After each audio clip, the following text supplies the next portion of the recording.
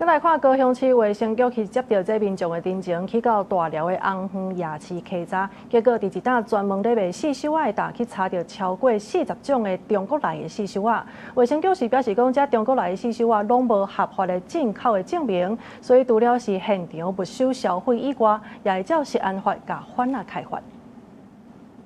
稽查人员摕大卡地啊，哪查哪底，因为大头顶悬的四手啊，全部拢是违规进口的中国四手啊。高雄市卫生局初一暗时来到大寮的王园夜市啊稽查，发现这大摊贩看板顶悬就直接写白中国当称的四手啊。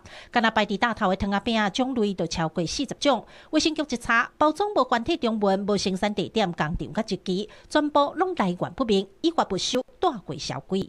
依同法第47条处新台币3万元以上300万元以下罚锾。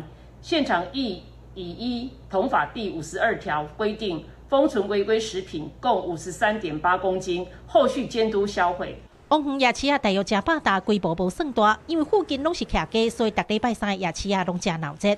管理单位私底下讲，摊商要来登记摆档，拢会先甲因讲，袂使卖违法的物件。这档来无偌久，可能是有人看袂过去检举。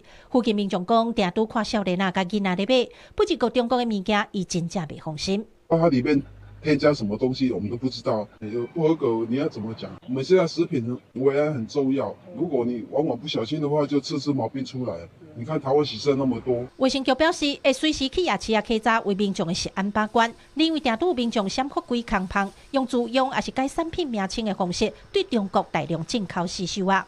监察院6月2日公布调查报告，有要求卫福部、财政部等相关单位要加强管制。其中食药署嘛要求国内18间电商平台要落架违规的中国食品。到6月底为止，已经落架超过4000件。记者柯家族邱超雄高雄场报道。